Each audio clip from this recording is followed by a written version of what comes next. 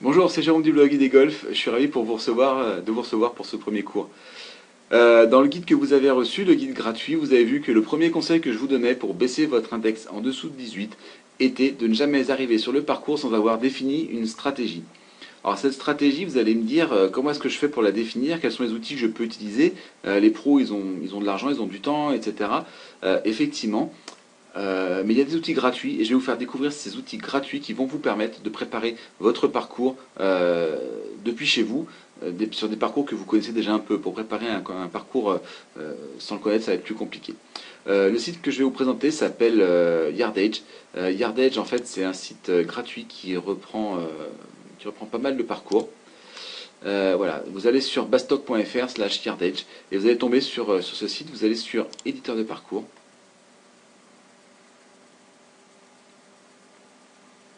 D'accord. On va rechercher un golf qui s'appelle la Forteresse. C'est un golf sur lequel je jouais beaucoup avant, qui est en Seine-et-Marne. Il n'est pas fait, donc on va le créer, comme ça vous allez voir comment est-ce qu'on crée un golf. Vous allez voir, c'est extrêmement simple. Je vais aller dans la carte. Voilà, donc l'interface c'est celle-ci. Donc là on est au-dessus du golf via Google Maps. Alors vous avez vu, j'avais fait un article sur Google Maps où vous voyez comment ça fonctionnait. Je vais donc aller chercher le trou numéro 1. Il est ici. Voilà, donc le green est ici, le clubhouse est là, le départ est là. Donc là on a bien tout ce qu'il faut. Je vais ensuite zoomer pour essayer d'avoir quelque chose d'un peu plus précis. Voilà. Hop. On est d'accord. Voilà. Très bien. Donc c'est bon. Première chose qu'on va placer, c'est le départ. D'accord. Donc on va faire terminer. Voilà. Voilà. Donc là j'ai mon trou qui est bien positionné dans Yardage. Et ce que je vais faire, c'est que je vais prendre des mesures. Donc si vous avez la carte de parcours, vous allez pouvoir le faire vous-même. Moi le parcours je le connais, donc je vais positionner par moi-même. Et je vais vous présenter d'abord tous les outils. Vous allez pouvoir placer différents repères sur le parcours. Le premier c'est le drapeau, donc c'est ce qu'on va faire. Pour moi le drapeau, comme je ne sais pas où il va être le jour où je vais le jouer, je vais le placer à peu près au centre du green, ici. Vous allez pouvoir placer les boules de différentes couleurs, noir, blanche, jaune, bleu, rouge. Moi j'ai placé les jaunes. Les jaunes se trouvent ici, à peu près, on va dire. D'accord. L'entrée de green, parce que, pour une raison simple, c'est que, vous savez, les distances sur les par 4 et les par 5 sont données jusqu'à l'entrée de green, alors que les distances sur les par 3 sont données milieu de green. Donc ça a une importance qui vous retrouvez là pour calculer vos distances. D'accord. Voilà.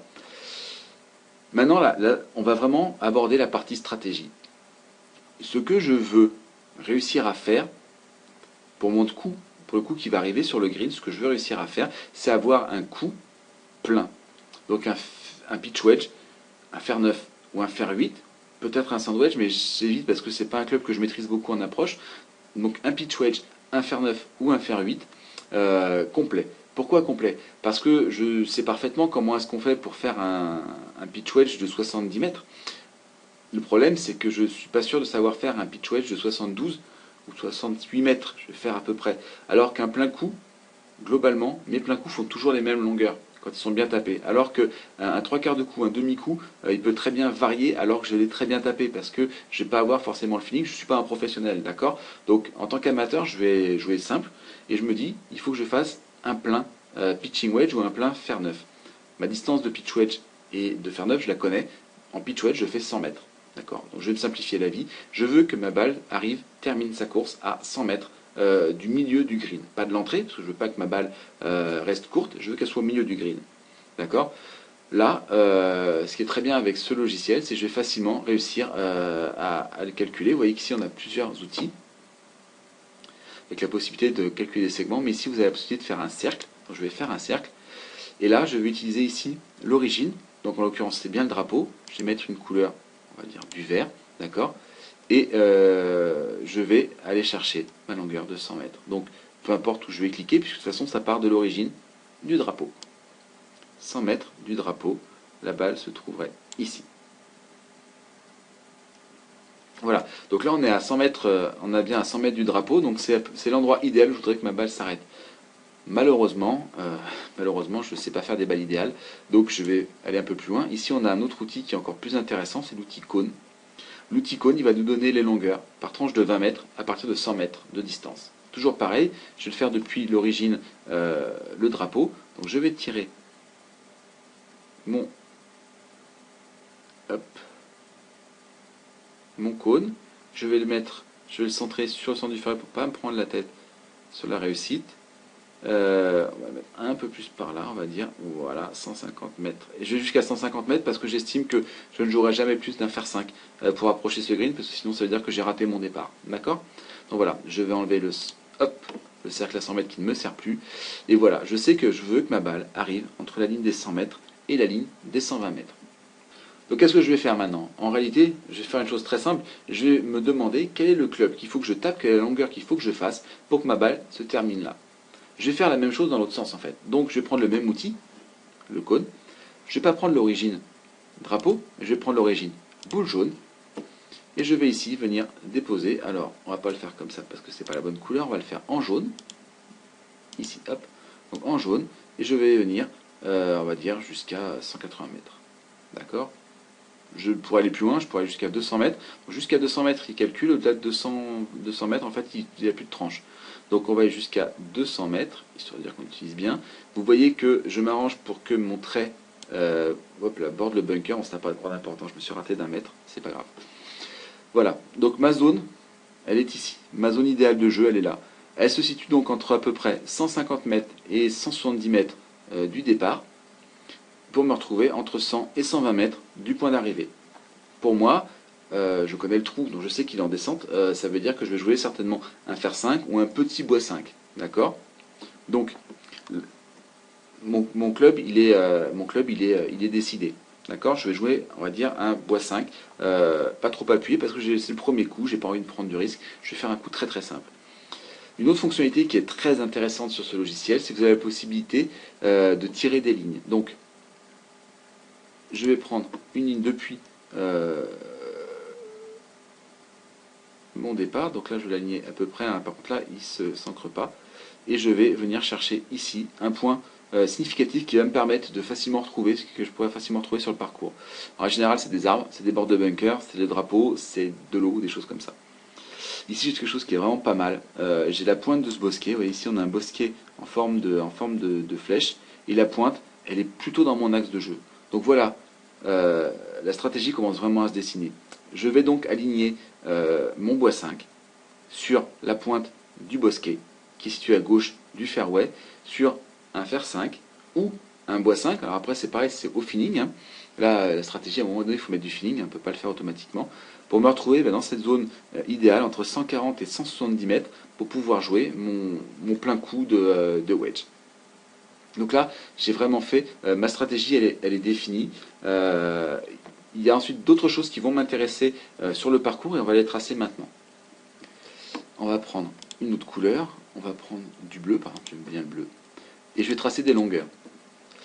Ici, vous avez un outil qui s'appelle l'outil distance qui permet d'avoir des longueurs, des distances par rapport à un point précis. Je vais chercher par rapport au drapeau et je vais venir repérer tout simplement les éléments importants que je vais trouver le long du parcours. Voilà. Pourquoi est-ce que je fais ça? Je le fais pour une seule raison, c'est que mon coup, je suis pas sûr qu'il va être vraiment parfait. Je suis pas sûr que je vais me retrouver dans ce carré. Ma balle peut très bien rouler parce que j'ai un peu trop appuyé mon fer 5, mon bois 5, et je me retrouve ici. Quelle est la longueur qui va me rester à faire? C'est une bonne question. Donc je vais chercher des éléments de repère visuels. Donc si vous voyez, 95 mètres se situe approximativement voilà, à peu près au niveau de cet arbre-là. D'accord? Donc là, cet arbre, il est à 98 mètres, etc., etc. Donc tout ça, ça me permet d'avoir des repères et qui font que quand j'arriverai ici, je saurai approximativement combien de mètres il me reste à faire. Voilà, ma stratégie, elle est définie. Le trou numéro 1, je vais donc taper un bois 5 en visant la pointe des arbres. Et puis ensuite, je taperai certainement un fer 9 si ma balle est réussie, ou peut-être un fer 8 si elle l'est un peu moins. C'est là que vraiment ça va se décider par rapport à la distance qui reste. Ça, c'est pour la partie réflexion. Maintenant, il faut que je note ça quelque part. Et là aussi, je vais trouver une ressource, un site gratuit qui va vous aider à trouver, à pouvoir noter tout ça. Ce site s'appelle carnetdeparcours.com. Moi, c'est un site que j'aime beaucoup. Il propose des carnets de parcours très techniques avec pas mal d'éléments. Donc, si vous voulez vous les offrir, moi, je vous encourage à le faire parce que tout ce que je vais faire là, en fait, vous n'aurez pas à le faire. En revanche, ils ont une partie gratuite. Donc, moi, j'aime bien tout ce qui est gratuit parce qu'on n'a pas forcément besoin d'avoir un abonnement à 30 euros pour vraiment prendre du plaisir. Même si leurs trucs c'est vraiment de la bonne qualité, quoi. Bref, sur Carnet de parcours, vous allez trouver gratuitement des carnets de reconnaissance. Donc là, j'ai trouvé celui de la forteresse, je l'ai téléchargé, d'accord. Vous avez un moteur de recherche qui vous permet de le faire, ou par... Donc là, je vais avoir mon carnet de parcours. Donc vous voyez que ici, vous avez un dessin, on va dire grosso modo du trou. Il n'y a pas beaucoup d'éléments dessus. Il y a la longueur, le par et le handicap, d'accord. Par contre, vous allez pouvoir facilement reporter dessus les éléments qui vont vous intéresser. Donc ici, je vais dessiner mon petit bosquet, d'accord, faire mon petit bosquet en disant voilà, point de visée, je vais faire ma ligne droite, je vais noter ma distance au bout de ce bunker, je vais noter ma distance au début, ma distance ici, je vais noter mon arbre, ici tout seul que j'ai repéré, en sachant que c'est une distance précise, je vais éventuellement noter mes 135 si je sais où ils sont, en l'occurrence ils sont là et là, je le sais, je pourrais les calculer, je peux avoir des infos sur la profondeur du green, etc. etc. Bref, je peux noter tout ça sur cette partie-là, et puis ici, j'ai une partie reco de parcours qui va me permettre de noter ma stratégie pour savoir ce que je veux faire. Et en l'occurrence, je vais le noter, viser le bosquet de gauche, la pointe du bosquet de gauche par exemple, etc., etc. Donc là, vous voyez qu'on peut vraiment faire des observations très poussées. Moi, en général, je vais vraiment aller à l'essentiel, c'est vraiment comment je joue sur le fairway. Ça peut être intéressant d'avoir des observations concernant le green qui, par exemple, vont vous aider à savoir si le green est un green à plateau ou un green plat, s'il y a une pente générale qui est un peu bizarre, etc. Ça peut vraiment vous apporter des nouveautés. Donc voilà, ça vous pouvez l'imprimer. Donc moi je l'ai imprimé, je m'en suis imprimé un et je me le suis agrafé et j'ai dans mon sac sur le parcours sur lequel je joue. Et pour chaque trou que je joue, j'ai fait le travail que je vous ai montré sur Yardage. Donc là je vous l'ai montré en vous l'expliquant, mais vous avez vu que ça va relativement vite. Vous pouvez enregistrer votre travail si vous êtes identifié. Il y a beaucoup de golf qui ont déjà été quasiment faits par d'autres joueurs, donc profitez-en, il n'y a pas forcément à réinventer l'eau chaude à chaque fois. Mais voilà, là vous avez vraiment quelque chose qui tient la route et qui va vous aider. Et sur carnet de parcours, donc hop, on revient dessus, vous allez avoir tous les éléments pour vraiment noter ce que vous devez faire sur le parcours et vous allez arriver. L'objectif, c'est que vous arriviez sur le parcours avec déjà en tête une stratégie complète, au moins sur les premiers trous. Faites-le au moins sur les premiers trous, vous allez voir, ça va vous changer la vie. Parce qu'il n'y a rien de pire que de ne pas savoir ce qu'on va faire sur le premier trou, de jouer complètement mécanique. Parce que si vous jouez mécanique, ça veut dire que vous faites la même chose que ce que vous avez fait jusque-là. Voilà. Donc, Yardage, travaillez travaillez vraiment votre stratégie de parcours sur Yardage et après notez-la grâce à un carnet de parcours, hein, c'est vraiment ce qu'il y a de plus simple à utiliser. Donc c'est deux outils gratuits que vous pouvez facilement utiliser dès aujourd'hui pour préparer votre parcours du prochain week-end. Voilà. Je vous remercie pour votre attention et à bientôt pour un autre cours.